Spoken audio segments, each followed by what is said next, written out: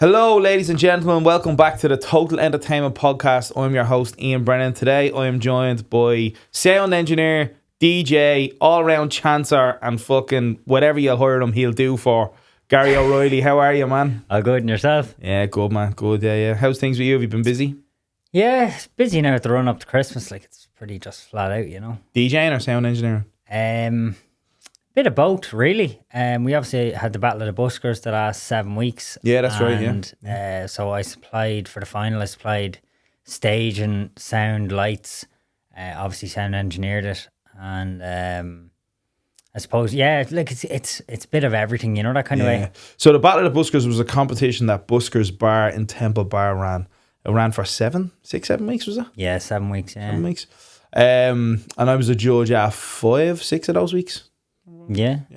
And Gary was on sound, and you recorded some of the acts as well. Yeah, quality was brilliant. Yeah, I recorded every week there. So obviously I was very select on the mics I used and stuff. So I had a set of AKG 214s each side of the stage, just as getting your atmosphere mics. And then basically it was like basically the equivalent of an SM58. So Thoman make like a version of the SM58, which a Behringer one, is it? No, it's actually T-Bone. I think it's T-Bone, but it's like Thoman's make, yeah. They're a kind of a weird number on them, but they're identical to a 58, and like they're about 42 quid. Like, and them records I sent you were recording that mic, and like, oh, were they? Yeah. Oh, they're unbelievable. They're so good, yeah. They were really good. You know, so like it's I think even in that sense, yeah, the Thomas stuff came on. But yeah, so I basically select all the mics.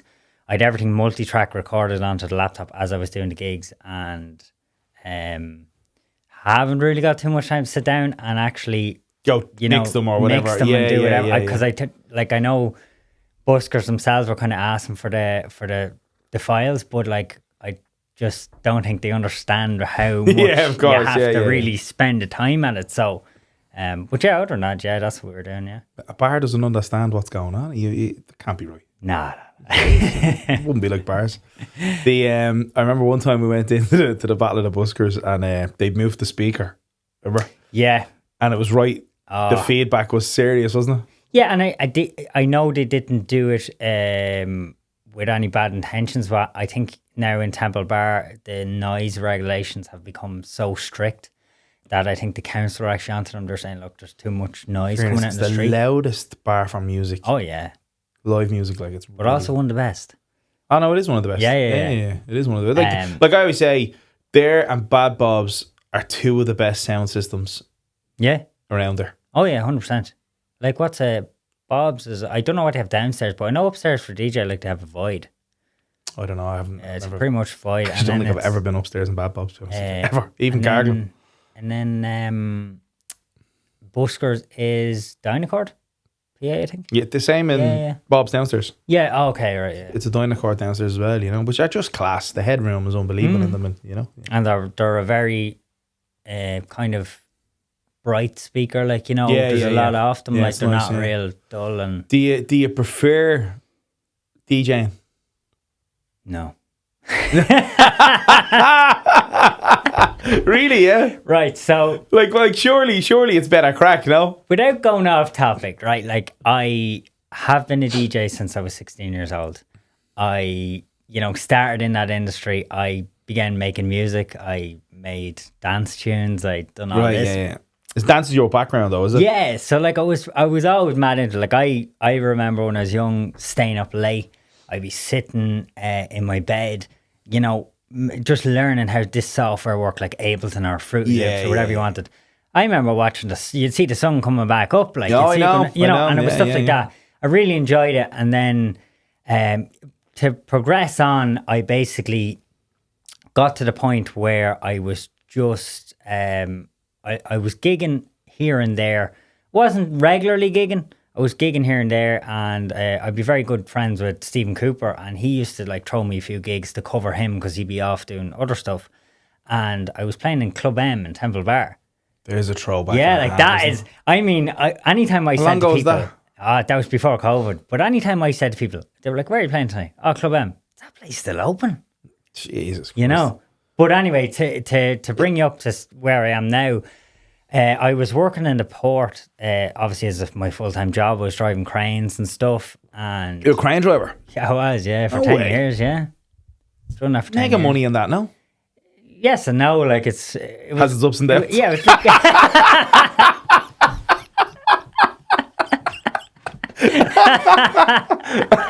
I tell you, I hear that loads of times. I say this shit. Yeah. But like, I was working that job. Like, it was one of them jobs where And Joe, you had to climb the ladder to get to the top of that. Exactly. Top of that career, did you? But it was great money in it if you're willing to do big hours, you know.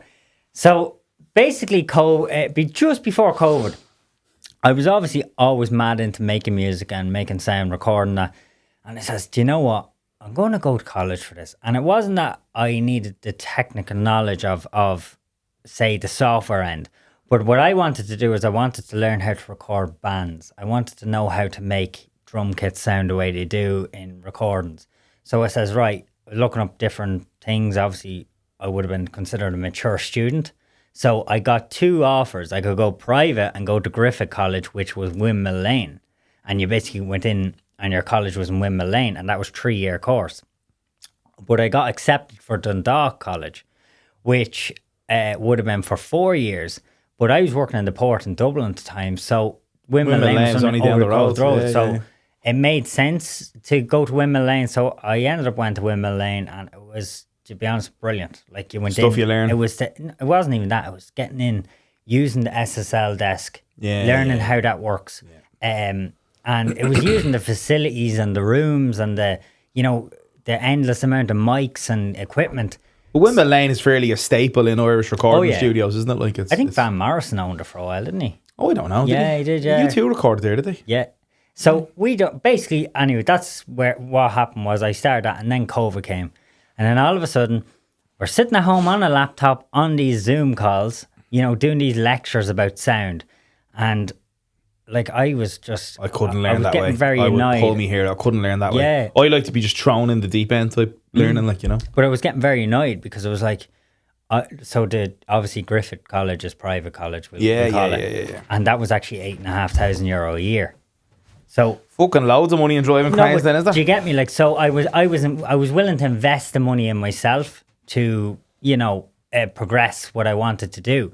But then it just got really annoying that I was sitting at a laptop looking at a lecturer. Now, great lectures and all, but I was sitting looking at a lecturer for $8,500, not getting the hands-on experience. Yeah. So it ended up, but basically I took away a lot from that, basically recording knowledge and stuff. And then it kind of progressed into where we're doing bits of sound and stuff. And my dad's always been into sound. Like, I've been... You were saying your dad was a guitarist as well, wasn't he? Yeah, but like my dad's they had a good wedding band for years. Like, and I would have done a lot of roadieing with them when I was young. So that's kind of where I started. And my dad has like digital desks and stuff. And then I just says to myself, what happened was I left the port, kind of went into more media work and was DJing, and obviously took a bigger role in DJing.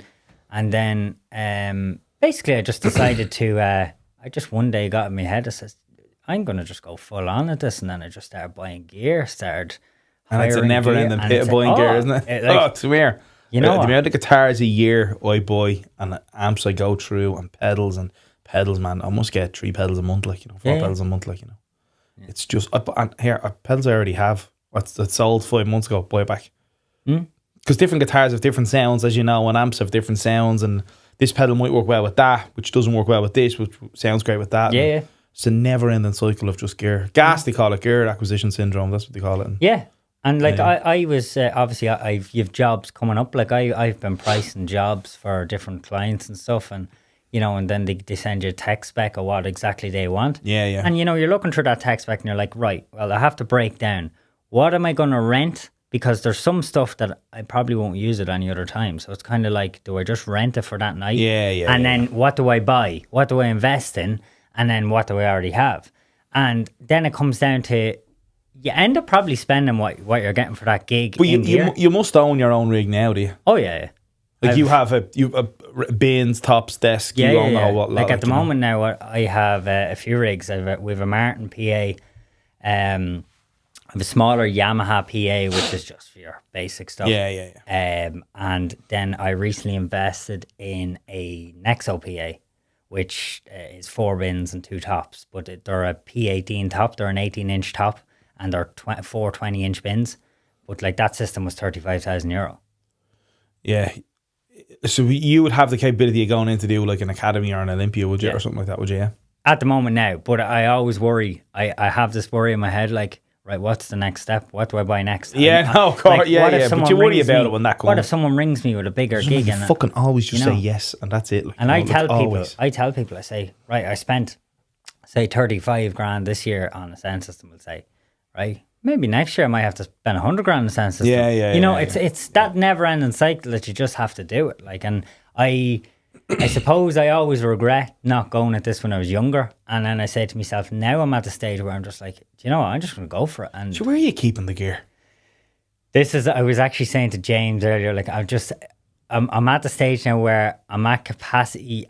So we have sheds at home. But the problem is I'm at capacity between myself and my dad fighting over space and, where stuff is going. Of course, yeah. And I think maybe next year will be I'll be looking at a unit. The hot gear higher space. Well, basically a unit, but I have to keep somewhere that's local to me that I can just pick gear up. We fucking chose a few, Bob. We'll do it here for you, no problem at all. 100%. We'll sort that for you. It's a grand size room. Like I'd fit a bit of truss in here and stuff. Yeah, bleeding great. We have bleeding 4 German Shepherds that patrol here at night time. You wouldn't get near the place. You wouldn't be grand. The crane drive thing. I have to ask you something that's always been on my mind. What do you do if you have to have a Barry White? Oh, just get down. What do you mean you get down? Well, like basically, well, you'd have regular breaks. So the cranes, you wouldn't be on it for the crane I was on the ship to shore crane, which would be the one going out over the boat, and you pick the container. So usually be 2 hours on, 2 hours off. So you drive the crane for 2 hours, and then you have a 2 hour break. So if you couldn't fit one in there in that 2 hour time, that's kind of a bit on you. Yeah. So you're not sitting up there for 6 hours at a time? No. Take you 40 minutes to go up it now. No, there's a lift. Oh, there's a lift? Lift inside the crane, yeah. Oh, we only see the ladders. No. We'd be there in the winter months, and Baltic. it'd be Baltic outside. And I'd have the thing like a sauna, and I'd be stripped down to the t-shirt, and I'd be looking down at the lads, and I'd be looking, and I'd see them shivering. Yeah. I really enjoyed it. And you've got a radio and all up on the thing and all. And, two-way radios and then obviously a radio to listen to music. Like I'd be just pumping the tunes. I'd have the aux cord. Like I used to do taking boxes off the ship. Like I could do 50 boxes an hour. That's nearly a box. So I'd be literally going on to getting a box off the boat and taking it off within a minute. And there's obviously screens and stuff that you can see which are lifting and all, is there? And I can see weights. I can see when my locks are all locked and stuff. But yeah, so that's mad. Yeah, never thought of this. This is a fact, right? I've never seen a crane being driven somewhere, like being delivered somewhere. This is why I think we live in a simulation. 2 things. One, I've never seen a crane. What kind of crane though? Any fucking crane, I don't know. Because they're coming parts. That's what. Well, I didn't know. You've never seen the parts? I've never. No. Maybe I have. I don't know. And the second thing, where I think you've never seen your neighbour bringing their shopping, and that's a fact. See, we live in the country. We don't see our neighbours. We have a hedge. Doesn't matter. I've never seen my neighbour bring their food shopping in ever. That's a fact. I haven't ever. Never. So that's why I know we live in a simulation. Yeah. And until anyone can prove me wrong, well then that's that. You probably saw the main mast of a tower crane being brought in the lorry. You're like, that's some size truss. That must be going to 3 arena. Yeah, I don't know. Maybe I have, but I've never seen a crane being driven anywhere ever. Don't know. Same as swans flying. I've never seen a swan fly ever. I don't know why. Do swans fly? I think they're very limited on flight. I think they can only fly a little bit. I don't fucking know. I'm not bleeding. Pet expert or whatever, animal expert, I haven't a clue. But that's what I'm telling you now, we live in a simulation. Unless someone could prove me wrong with those 3 things, I'm telling you now, we live in a simulation, With the DJ and stuff then, you must have seen some mad stuff, have you, over the years? There's some stuff, obviously I have to be careful of what I say. And why? things. No, because obviously I've had a lot of, we'll say, private clients over the year where you're doing gigs where they're, closed off gigs. Yeah. Like I done, but in the likes of Bad Bob's or whatever, you must have seen some. Yeah, between Bad Bob, but I done wild gigs where I got a call a few months back, and I done a gig for a head of a large Irish company, like a multi-billion euro company, you know. Right. I can't mention names, but it was a Can't be many of them. No. The Irish ones. But it was a multi-billion euro company that's here and in the UK and that. And it was actually down to his private house, which was down in Waterford. Right. And it was a setup outside of it because it was a garden party. And there was like, put it this way, this was the caliber of people that were at it. Like you have obviously Live Nation own Ticketmaster. And the own MCD. picnic and stuff. Yeah. The head of Live Nation was at this party. And you know, and like it was insane. Like, so you do real weird gigs where you're around some really high profile people and, you know, you just kind of have to, you know, kind of be careful what you say, obviously. But yes, in the sense of nightclubs, yeah, you see some wild things. Like I remember doing, what's the name, Fitzsimons in Temple Bar. And wait, is the DJs on the floor where the live music is? In Fitzsimons? Yeah, on the ground floor. I haven't been in the new updated one. I was in it when it was the old Fitzsimons, and you had the DJ booth in the corner.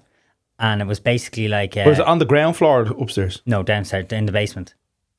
Oh, sorry. Yeah, Oh, the nightclub there. Yeah. Ah, that's a bleed. But I remember that this time it was during Christmas. That's and a long time I remember ago. seeing this fella absolutely eating the face off this one beside the DJ booth. for And I him. was like, Good for "Right, him." fair play, man. Yeah, Like, yeah. the gig had finished. I was packing up my decks, about to walk out, and next thing I see him and her in the corner, and I'm like, I looked around and all I hears him, "Oh, we've worked together so long. I just knew this would happen." And I was like, oh my God, that's really going to be an awkward conversation tomorrow, you know. But yeah, look, there is a lot of wild stuff. I think it's just hard to recall it right now. Well, you know what? Private company Christmas parties are mental. Oh, mental, wild. Mental. You know, it's like they realise, like, we have to let loose. Yeah. Look at our fucking Christmas party. It'll be bananas. Yeah, 100%. You know, like where all the DJs go to? Where do they go? It went 4 Dame, wasn't it? No? The musicians go to 4 Dame, but does all the DJs not go to 30s?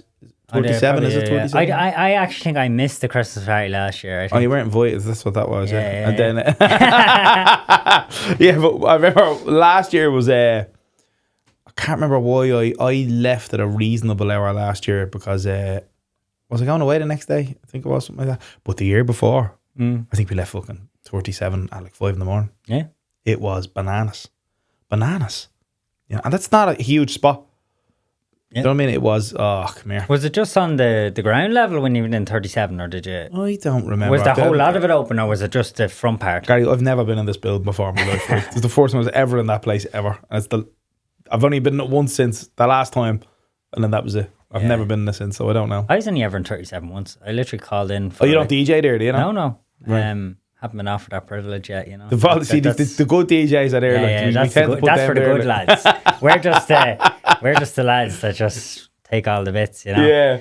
But private parties. Like I done a private event. Well, it was a company party they were a software company from they basically designed the software for, you know, like Trivago and Compare and car rentals.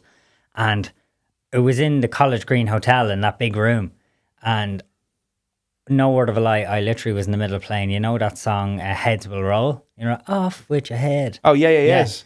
I swear to God. Did you ever see the scene out of Wolf of Wall Street and the boys are just off their chops and they're just like absolutely loving it? Yeah. That's what it was like. It was just wild. But it was great energy because I suppose, you know yourself, when you're doing a gig, you get that energy. The feedback off the crowd. This is great. You know what I mean? Yeah. But then I've done gigs where there's nothing. They're just so professional that they don't want to break character and then they just walk away. The worst gigs you can do, in my opinion, is when you get called in to do the Christmas party in the office. Yes. You know, when it's in the building. I don't know. It's I done one and they Christmas carolers before me, right? So they wanted me set up.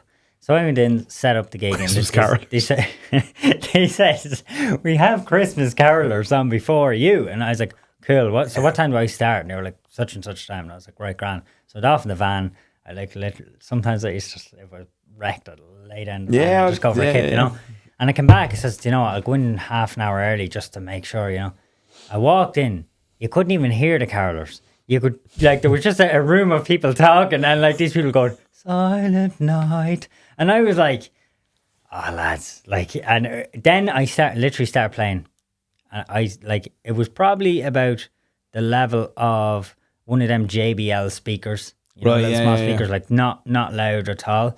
And your man comes up and goes, "Wouldn't mind just turning it down there a bit, would you?" Yeah, Grant. So didn't get any louder. And next thing, you wouldn't mind just turning that down. Yeah. I was then at the stage where I was playing I was playing that I could only hear myself. Background music, yeah. It's like a waste of time. Waste of money and time and Like, waste of effort. And I know for us as the artist, like not artist, but the performer. Yeah. You obviously, you're like, well, I'm getting paid for whatever. But like at the end of the day, I'm at the stage now where I want to do good gigs. Yeah. Like I don't want to do a lot of gigs. I want to do good gigs. You know, there's no point in being a busy fool, we'll say.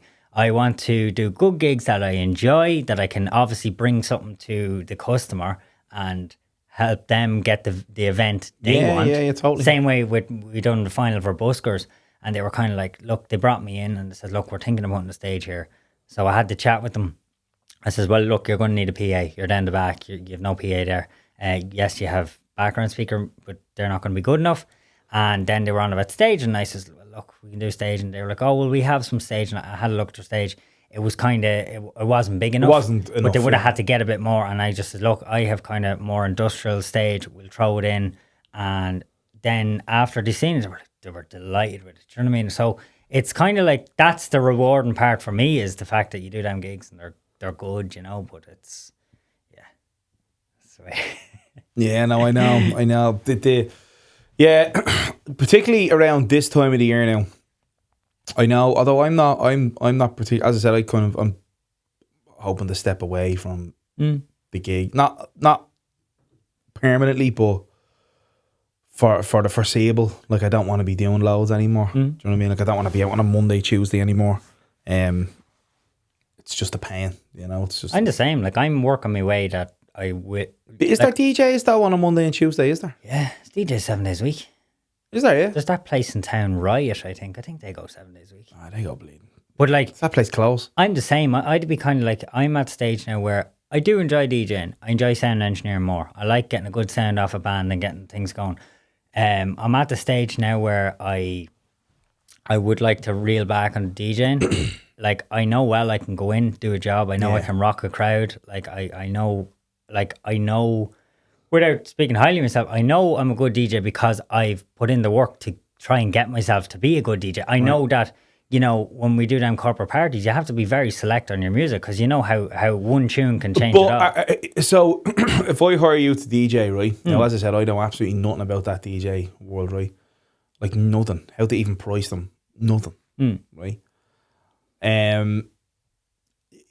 Would I pick you, the DJ, because you play a particular type of music, or would I pick you because you just play whatever I ask you to play? Well, it depends why you're contacting me. So, like, as in, if you're contacting me direct, there's obviously a reason you're contacting me direct. You didn't look up and go DJ and then go pick, because you're more than likely going to pick someone like Total Entertainment to supply your entertainment rather than we'll say, Gary Reilly. Yeah, you know. Yeah. So, a lot of people that come to me direct have a reason for coming to me direct. There's something they want, or they've seen me before, or, you know. But it's very like, I've done weddings where I've been given a playlist, you know, and they're very specific at playlist. Look, we need you to stick to this. Grand. And I just say to them, it's your responsibility if that floor isn't full, because it says, if you're not allowing me to go off that playlist, you know, and I've done them gigs where you just had to stick, and then there's people that go, look, we trust you, do what you do. And, you know, it's like everything. That's the worst thing about DJing now is, I remember when I started DJing, I'd spend all week looking for new music. I remember it was the time when like Alesso and all was banging out these new tunes. And you'd go to the nightclub on a Saturday and play them. And people were excited to hear new music. They were like, once they thought it was good, they were bopping. They didn't care if it didn't have words or anything. And now, unfortunately, DJing has evolved to the point where it's, people just want to hear the stuff they know. They just want to hear the same old shite every weekend. That's just called getting old, Gary.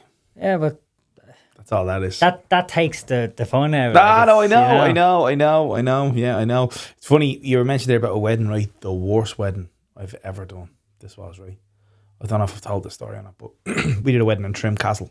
3 years ago, 4 years ago, maybe. And when you were allowed, it was during COVID, but when you were allowed to have music at a full capacity, obviously, actually, you know, probably just came out of COVID, right? Yeah. And we did a wedding with the band, and we rocked in Trimcastle upstairs. I don't know if you've been in Trimcastle room, have you? Yeah. So the stage used to be at the end of the room, and then the room would be, you play to a room lengthways. Yeah. Now you play to a widthways. Yeah. So it's in the middle. So it's harder to get the sound right. Yeah. Because the sound is just to travel around in a circle rather than just straight down the room, right? So the sound is you're already battling something there, right? Anyway, get in, set up, rock up, set the gear up.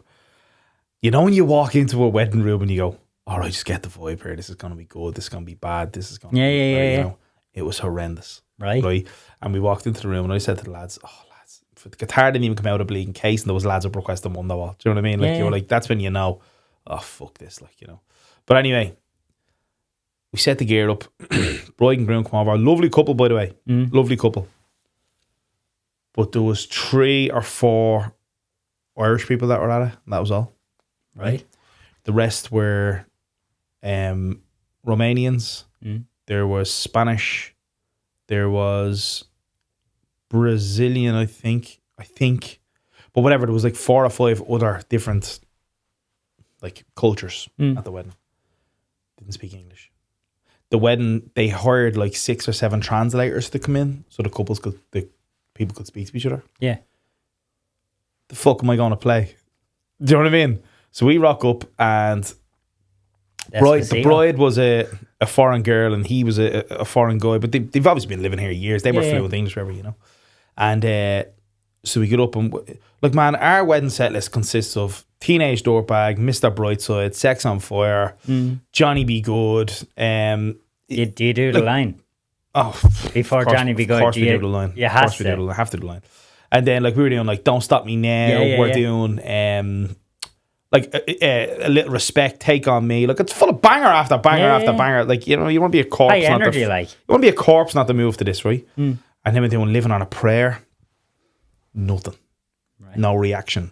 Nothing. And at that point, it's not our fault. Do you know what I mean? Yeah. You can't play like those 10, 11 songs and then nothing. You know? Yeah. So at the break, the bride comes up and she's like, look, the band is not really going down too well. And I was like, why? What's going on? Then she explains, she goes, look, there's a lot of difference. So I said, look, you should have told us that. I said, we could just got a DJ to come in and do a DJ set. You didn't have to pay for a band. Anyway, she goes, look, because we offer band and DJ. Yeah. So I DJ. Now, granted, it's nothing amazing whatsoever because I don't know how to do it, right? But at 2 a.m, when everyone's off that bleeding bananas, you're that lad in the band. You're really like, oh yeah, we have a DJ, yeah, and it'll be literally like someone out of the band. It's just, oh yeah, no, that's me. Yeah, Spotify. Done. Us real DJs, we hate them guys. Yeah. And us real musicians hate DJs. But anyway, so anyway, she gets up and she says, look, I don't mind anyone requesting any songs. I just don't want this particular song played, whatever it was, some Romanian culture song or whatever it was, right? And some like Romanian traditional song, right? We would have never heard of it ever in a million years, right? So I said, even if I wanted to play it, I couldn't. I don't even know what that fucking song is, right? So anyway, she goes, my dad is going to request it at some point. You got to tell him no. Like, how the fuck can I tell your dad, the father of the bride? How am I supposed to tell him no? Do you know what I mean? Yeah. He's paying the band, like. How am I supposed to tell him no? Yeah. You know? So, anyway, we go on and we do second half, maybe 6 songs. And then we leave it at that, right? And the father of the bride comes over.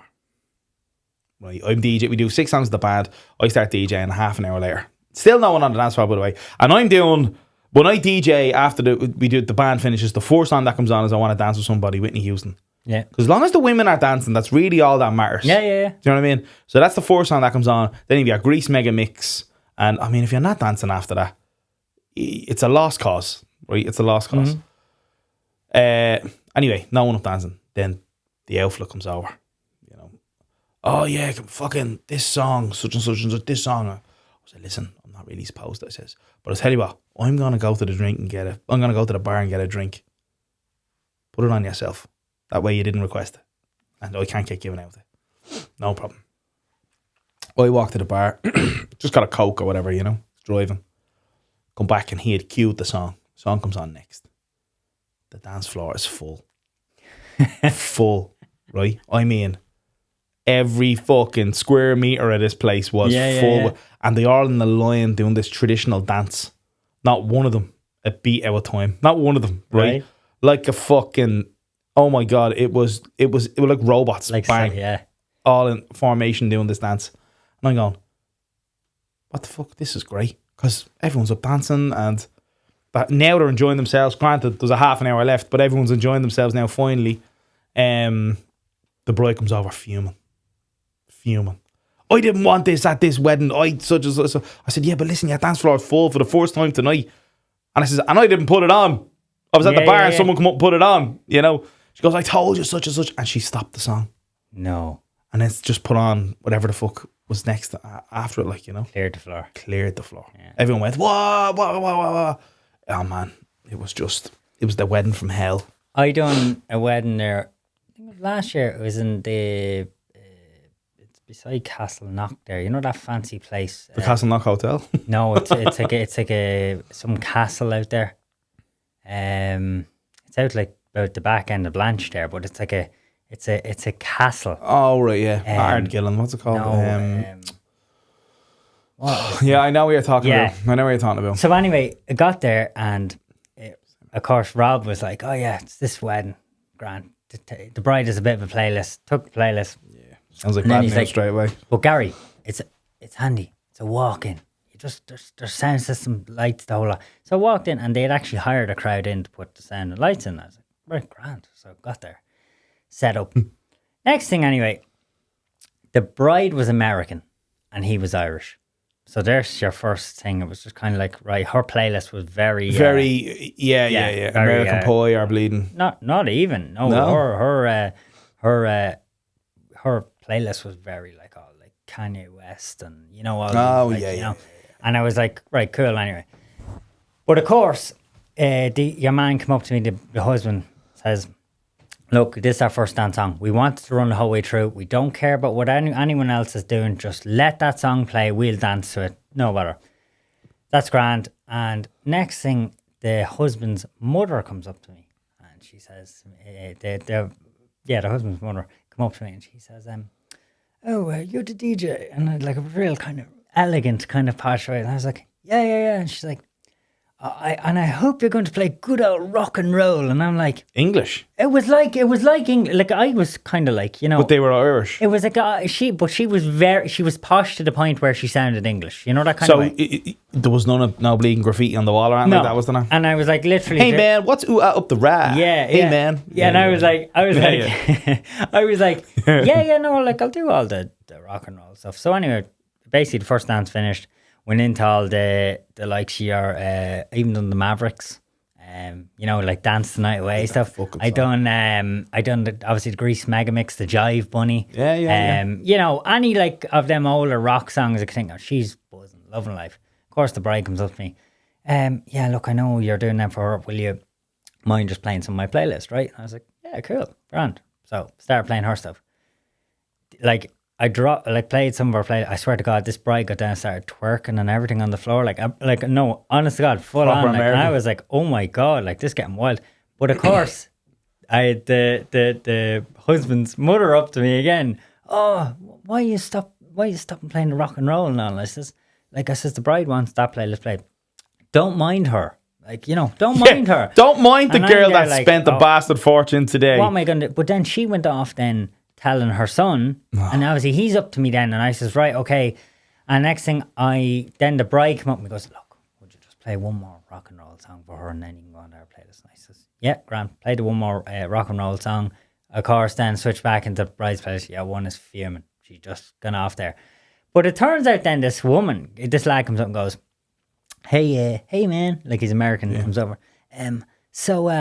My wife, she's like a touring DJ in America. Of course Could she get up and play this like song? And you know what? I looked around. I says, "These aren't my speakers. These not my decks. You walk away. Yous have hired them." I was kind of like, you know, the brides have hired them. I says, "You know what? Yeah, work away." Like, you know, one gets up, and I next thing, like she starts going into full hard on EDM, like boom boom, and the place goes wild, and I'm there like, if I played that, you'd look at me like I was Yeah, thick, yeah, of course, you know? yeah. But Yeah, of course, they were all like on top of, they were all up, like hands up. So I was talking to her husband. I says, what's her name? And I looked her up on Instagram. She had like something like 80 or 100,000 followers. She does all like Coachella and all these, like, you know, really well marketed and stuff like. But I was like, right, and your man's like to me, oh, like, do you mind? Like, and I understand. I was like, no, tell her, Jesus, she wants to keep going there, walk away. She played for like an hour and a half until there was like a half an hour of the gig left. That, man. And then I hopped on for the last half an hour and then I finished up and went home. Love that. We did a gig in the Bleeding Horse once, me and my uncle, a duo. And it was 12 to half 2, you know. Yeah. Pain in the fucking hole. And we do it anyway. Because I'm a sucker. Fucking Rob brings you at fucking, you know, Friday night, last like, minute Larry. come here. I know you're finished at 11:30. Is there any chance you can fly up to, I think, fucking, yeah, go on then, yeah. So anyway, we did this duo gig, right? And it was about, finished at 12:30, right? So it was about 11:15, half 11 maybe. It was about half 11, just back off the break, right? And these two lads, fucking posh lads, you know. Man, any of the crooners, man? Did you do any of the crooners? And we're like, yeah, we do a few of them, yeah, whatever. So we do the crooners, and they go, yeah. Oh man, I think you played that in the wrong key, man, or something like that. And I was like, oh yeah, what key should it be in? Like, you know, fucking fuck off, O'Shane, over the other side of the bar, will you? And we were just sitting there fucking, anyway. He goes, all these Hosier and all the you know, so we're going, oh yeah, we're playing them all, whatever. He goes, is there any chance my mate Finton can play a song, man, or Finbar, or whatever the fuck his name was? And we says, yeah, no problem, yeah, jump up, play a song. All his mates come to the stage, you know, plays one song, you know, and he thinks he's the dog's bollocks. Is he any use? You know, he was alright, yeah. And he says, but put the guitar down, we're going, that was amazing, man. Do another one, like, you know, Next while he does 45 minutes to an hour, like the last hour, you know. Yeah. We're sitting at the bar, skull and bleeding. You know what I mean? Like, you know what I mean? Like, and he thinks he's the dog's bollocks, you know. And then your manager comes over and he goes, "You had it handy tonight, didn't you?" Like, you know. I said, "Yeah, well, look, your bar's bleeding full." And he had all his mates in with him. You know what I mean? If I didn't let him sing, they'd have left. Yeah, and so, it is good when you get a manager like that understood the situation. Yeah, with their sound up there, like, you know, they get it. Like, they kind of say to themselves, like, you know, you will get a manager like, well, we paid for you, why are you not up? Yeah, no, I know. But also, he had like 35 of his mates in. They were on some college graduation thing, and maybe even 50, 60 of them in, maybe. And I mean, they'd have left. Yeah, you know what I mean. And it's 2:00 in the morning, so you're not getting anyone else in at that point, so just fucking let them sing. Yeah, exactly. Yeah. You know what I mean? But you're right. Some of the bars would be a bit like, what's going on here? Yeah. You know? And they'd be like, yeah, we paid for you, like. You know. But I don't get that, because I remember we went on a night out once in town. Excuse me. And I must say the name of the bar. But we went into the bar, quite enough bar, you know, busy. Like the standing area was busy, but it wasn't rammed, but it was busy, you know? Yeah. Now, this is about a year and a half ago. And there was 3 of us with acoustic guitars. We took them out. Just had a little sing-song in the corner. Man, I came out, put them away. This is not a musical bar, such and such. I was like, man, you're in Ireland, like. Yeah. Fuck, we're built on. This is part of Irish culture. Sing-songs and points. And that's it's built into us. Yeah. You know? And he was an Irish lad. He wasn't a foreign lad. He was a cranky bastard, he was. Come over, I was like, hey, everyone's singing along here, having a good time and all. You're not even showing us points for this. We're just doing it for the crack because we've had 8-9 points already. You know what I mean? Yeah. And put the guitars away and everyone fucking saying, fuck off, fucking such and such and such and such and whatever then. And then those people left then, you know?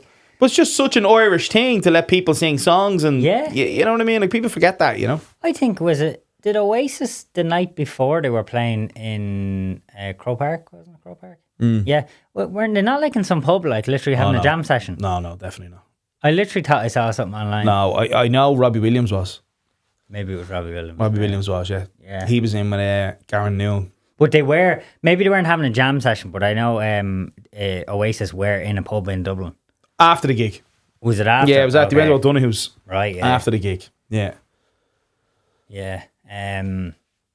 Did you go to that gig? Sure, seen you after. I was smashed off me bonds, remember when I seen you? Were you bleeding smashed as well? Where'd seen you in McGowan's, remember? You were DJing in McGowan's, remember? Oh, stop. You were worse than me, were you? No, I was just... Jeez, there's that many gigs. I just don't remember. No, I know. I didn't leave McGowan's till fucking 5:30 that morning, I don't think. 5 o'clock that morning. Does McGann's stay? Like, obviously, I finish up in McGann's at like, I think it's 3, isn't it? Like, I don't fucking know. yeah, but like, is it once the DJ finished? Like, did you still like? Can you stay on a bit or what? We did, but I think one of the lads who was with us knows Paddy and Ian, and I think they know the lads fairly well. Like, yeah. So we stayed in there. So, but I know them from playing in Bad Bobs. Like, I've seen them. Like, they wouldn't say yeah, like, you know. But yeah, no, we were fucking barely couldn't even see leaving that place. Honestly, I was absolutely drinking, bleeding. See, I gave up drinking. I haven't drank now in probably close to a year. Like, yeah, I'm not a big. I'll be out tonight for a few points. I was out last night for a few points, but I'm actually not a big fucking drinker now. Do you drink while you play? Never. I don't either. Because I not a bad experience, but I remember years ago, just going back a long time ago, but I drank one night when I was DJing, and for some reason, I just get the sense of you're not in full control. You know, if something was to go wrong, you'd be kind of like, you know, and for me, that just lives with me. So I just be like, nah. Well, I just have to piss every 15 minutes, so I can't, you know what I mean? Like, I can't keep putting the guitar down and going for a piss and then come, you know what I mean? That's amateur talk there now. Yeah, no, it is. To not break the seal. If I'm not a big drinker. I've been it's through this with you time. already. We've been through this, you know? I'm out tonight. I was out last night. I tell you, last Sunday, though, man. Jesus Christ, almighty, right? We went into that MJ Wright's, which is a new bar Total have taken over. Yeah. And we went in there for the second half of the Ireland game. You know, watched the first half at home. Quick lift in the town. And then you saw the scores. You're like, well, we went in 10 minutes into the second half. We were 2-1 down, whatever. Come back to me in 3-2. Oh my God, the place. Right now, it was quiet enough. Wasn't mental busy. We had a few points there. Then we went around to this and that. It's only a $5 point and this and that, which is gone now. Rest in peace. Not this and that, the $5 points. And €6 now.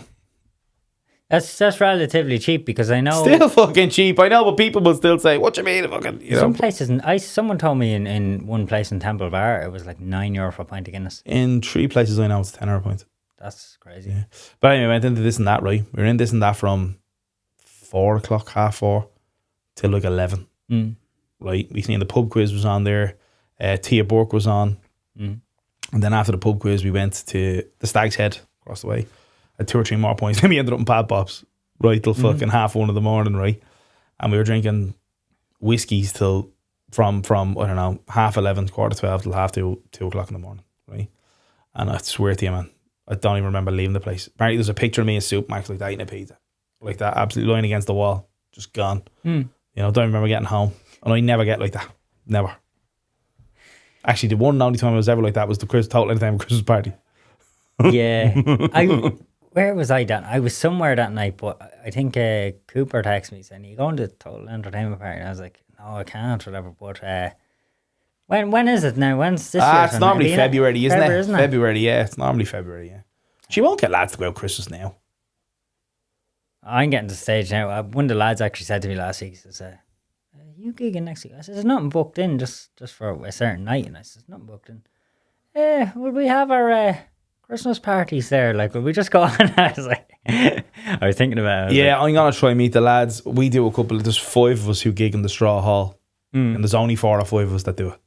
Yeah. There's me, Jamie Duff, Brian McGovern, Craig. I think that's really, yeah. Might be 1 or 2 others, can't remember.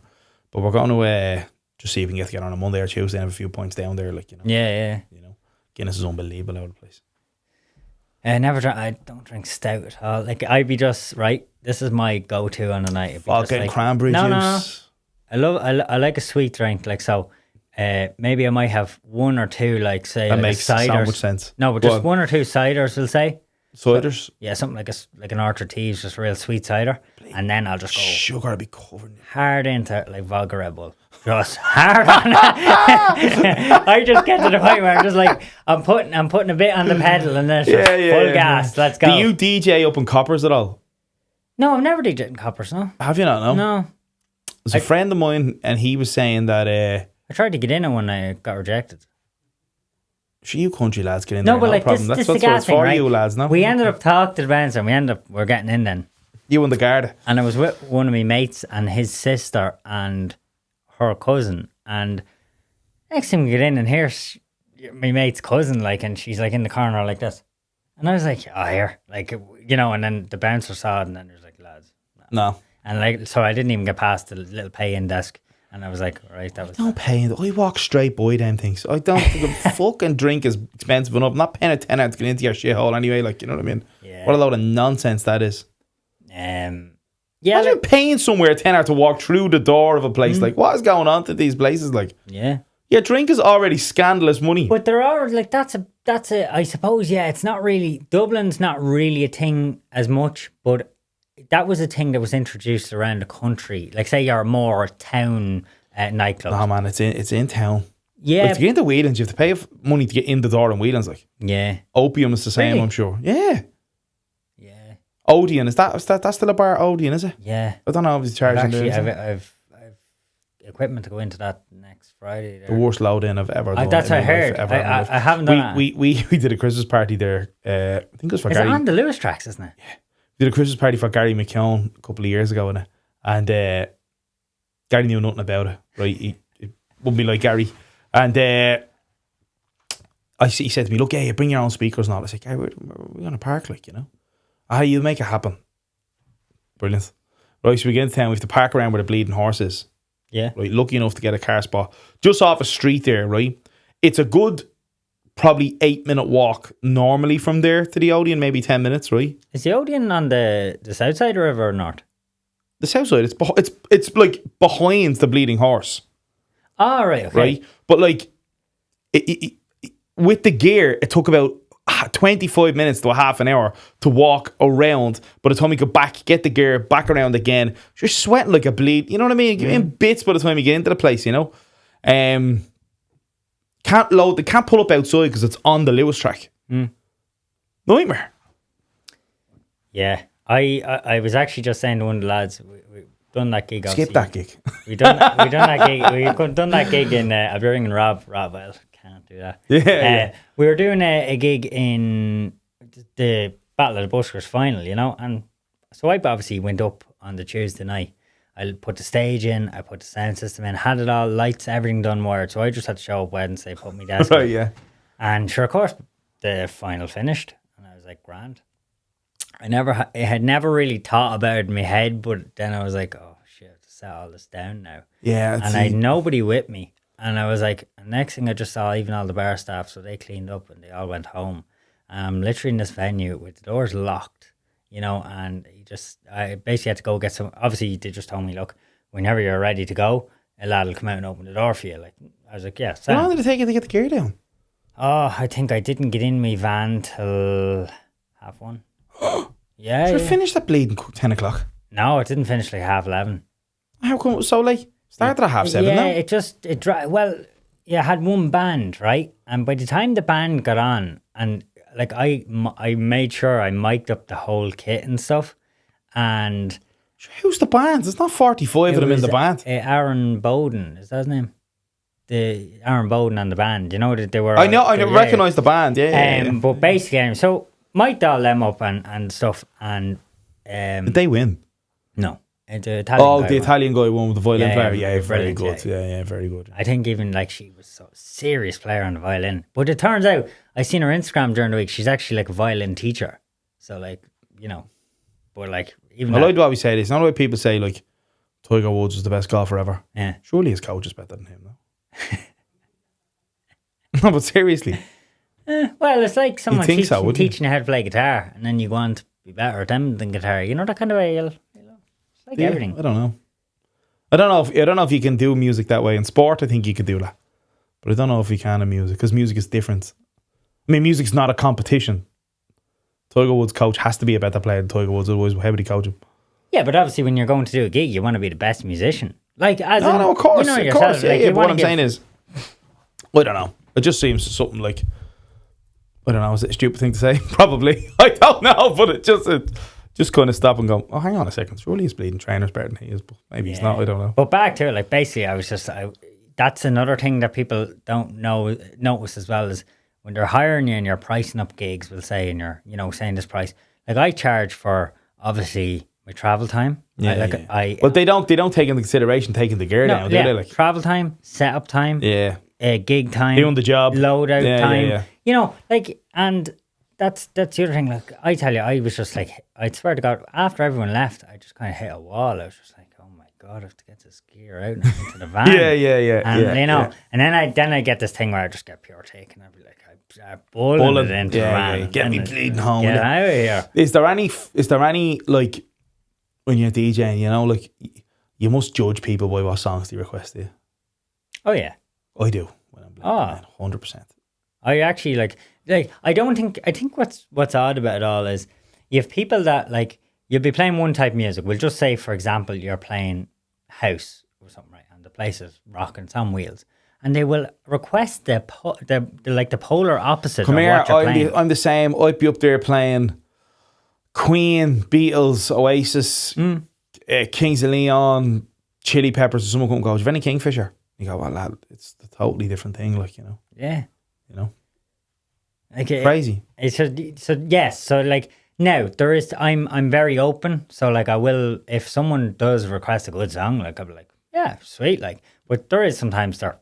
Or just used to, and you're kind of like, either, you know, the typical is, I don't have it, or maybe for years, no, we don't actually play that one. You know, that kind of way. You know, but like, obviously you don't want to get into it, but like I've had people where they've will you have this song? Now there'll be something that I know just at that time moment. Won't work. It won't work. Yeah. And then it's kind of like, I'll be like, oh, I don't have that one. And then they'll go like this. Dealing with serious. You're a DJ, you don't have it. Dealing with people who have an unholy amount of points, they're never going to get through to them. You're never going to get through to them. I've been that bellend, you know what I mean? That's gone up and gone, oh, just bleeding, play Will Smith or so. I don't fucking know. Last you know what night I mean? I was doing a gig, sure, and it was like literally, it was coming into the last 10 minutes. We were finishing off with the likes of Red Hot Chili Peppers, Mr. Brightside.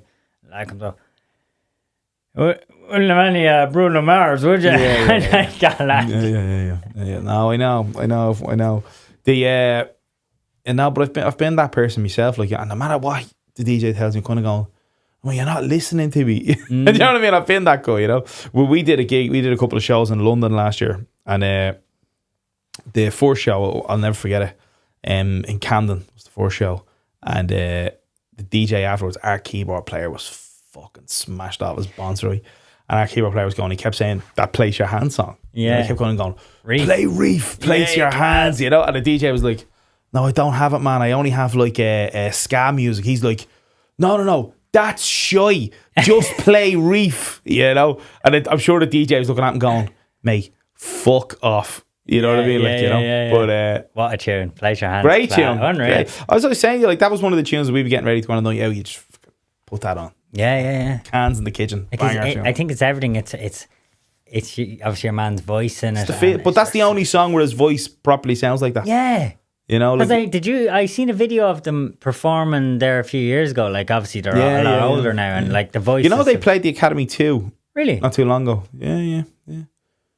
Yeah, like that's right a whopper band. tune. Like, right, they have a song called Saturday. It's brilliant, you know. Yeah, and I suppose this goes back to, as I said to you, I grew up roadieing obviously with my dad. They you know, obviously the wedding band and stuff, and like obviously I grew up listening to like Radiohead. Like they used to do in their set, they do like Radiohead, Creep. They do, you know, they have a lot of these different kind of tunes. Like, couldn't play Creep on a bleeding DJ set. Yeah, no, in wedding. Was you playing at a wedding? Yeah, they used to throw it in, and it went out very well. What's the one song that you can think of that you know is just gonna flip a room, no matter what it is, no matter what you play? What you know, Two Door Cinema Club. Oh yeah, definitely. That's just a tune. That it's that start. It's whatever it is. It's like. It's what did you say to me? We were talking about this actually a few days ago, weren't we? And I said, because I remember you were saying to me about you did a show and you did the thing. I remember you saying to me, he goes, it just makes you want to turn around and punch the head off somebody. It does. Like, it does. Yeah, it has that vibe where you literally just feel like turning around and slapping your mate and just going, "We're here. This is it. We're living for it." Yeah, it's whopper, isn't it? Like, and I think, look, it's either that or like. It used to be Mr. Brightside. Mr. Brightside, obviously. Well, that's the white person's national anthem, isn't it? Like, that's the white people's national anthem. I suppose just in recent time, I don't know what it is, but that song, What You Know, it was always a big tune, but for some reason it's just come back round again. Now it's just become an anthem again. Like, you know, that kind of way. It was always an anthem, but I mean, it's become real well known, if that makes sense. Yeah, I know what you mean, yeah. Like... And everybody knows the riff. It's kind of... Ah, yeah. I mean, especially Irish people. You know? Do you know a story about them? No. So they're Barack Obama's favourite band. Right? Yeah, did you ever hear this? No. This is a true story, yeah. They're Barack Obama's favourite bands, and I heard from a very reliable source who knows them that when they went to Washington to do a show, Barack Obama booked the whole first night out. Like he booked every the venue, every ticket he bought, and brought the staff of the White House. Right? And then they had to put a second night on. No way. For the normal punters, like. Yeah. Class. Imagine being Barack Obama's favourite band. Yeah. The fucking president of the States. Do you know what I mean? Absolutely wild. Wild, you know. Did you ever hear the story of when Trump come over? No. Oh, I don't know if we should be saying this or not. Go on, get it out. We're here now. I won't say who it was, but apparently Trump was down, I don't know, in Mayo or wherever he was down. He has some place down there, wherever it was. But he was in a bar anyway. But the bar knows fucking 3 weeks in advance he's coming to the bar. Anyway, I know these two lads that were booked to play in the bar. Right? They're drinkers. Right? Drinkers. Trad players. So they're now playing in the bar. Anyway, President Trump, say he could have been there any time between 1 and 3 o'clock. Right? So the lads were given a 20-minute warning, whatever.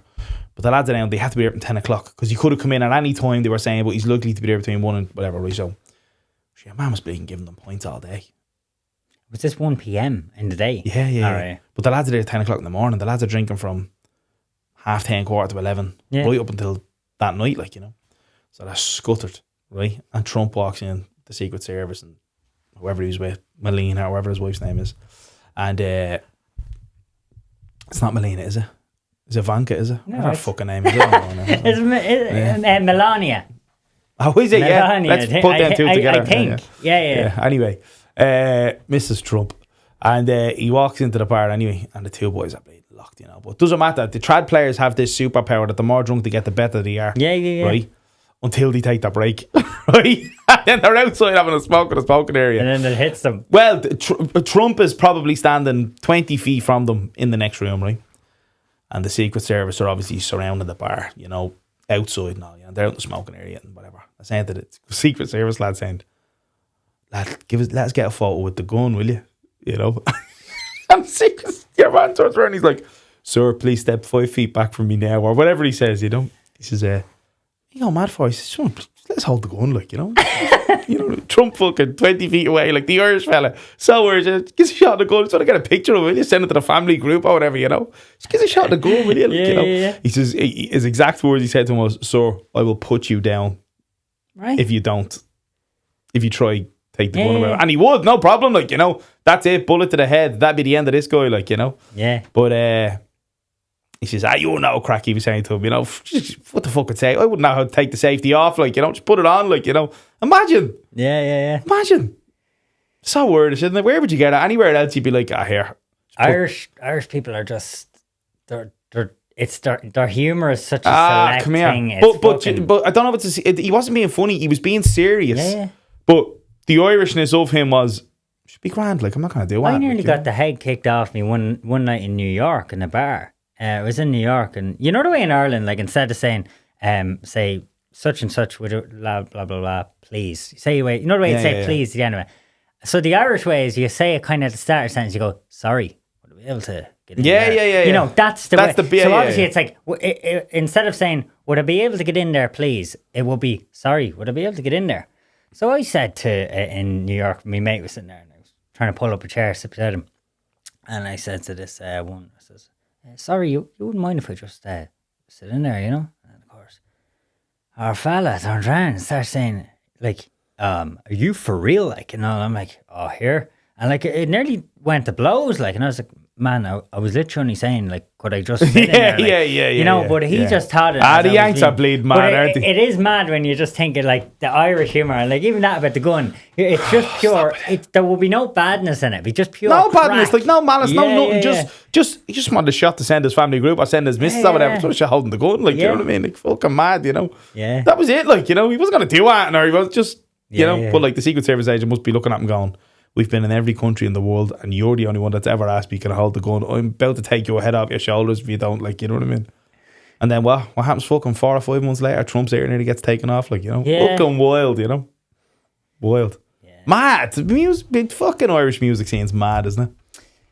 Yeah. I think as well, obviously, the trad stuff was always big, and obviously I feel now it's become a real more Well, mainstream it's thing. the folk and the trad thing is massive it's now, you know. become And real mainstream. I'm not in that world at all. No, and then you have the likes of these boys, you know, like the Amble. I know they're all on The Amble. No, but they're all on acoustics, you know. But they're like, what's that other acoustic he has? It's a weird looking. Oh, I don't know. But like Mandolin. yeah, it's like a. What's that weird acoustic he has? No, Oh, it's Gary, not that's a banjo, man. It's not That's a mandolin. banjo. No, not the banjo. It's not a mandolin. It's like a weird shaped guitar. It's like it is an acoustic. Bazooki? Is that a? Could be, I don't know. I don't know. But They're anyway, just fucking naming it. basically, it's the way they're playing it. You know, they're harmonizing them like it's real trad feel off it all. So Yeah, trad is like a world that if you play trad, you just play trad. You know what I mean? Like you don't do what I do and do trad. You kind of just do trad. Whereas you do what I do, you could probably jump into a jazz gig or a blues gig or a rock gig, maybe a metal gig if you're into it. But I couldn't jump into a trad world because all the tunings are all over the place. Yeah. And it's like these lads I know go out and there's two lads I know playing the Cock Tavern every Sunday in Swords, and they're brilliant, right? But the tunings of the guitar are not in standard ever. Yeah, so he never yeah. plays in standard tuning ever. He's always in drop D or dadgad or whatever his preferred tuning is, you know, and he's a violin player to go along with him. Yeah. So when I asked them to do something like, when someone asks them to do, say, I don't know, Dakota or Living on a Prayer, or whatever, it always sounds traddy because the violin and the tuning of his guitar and his voice. Yeah. You know, like the trad singers have they don't have the rock and roll powerful voice, like, you know, they have their... Yeah, it's like them young guys that were in the buskers, the Bowsies. Bowsies. Like, they were brilliant. Brilliant. Brilliant. Class. I was absolutely raging. Yeah. He could make. And even that Bees Wing. you could hear a pin drop in the room. Like, he was stunning singing that song, wasn't he? Yeah. Like, and his voice is like brilliant for it. Like, yeah, super. Yeah, good lads. James, you might message them and get them as a 2-piece down. They were really good. They were. Yeah.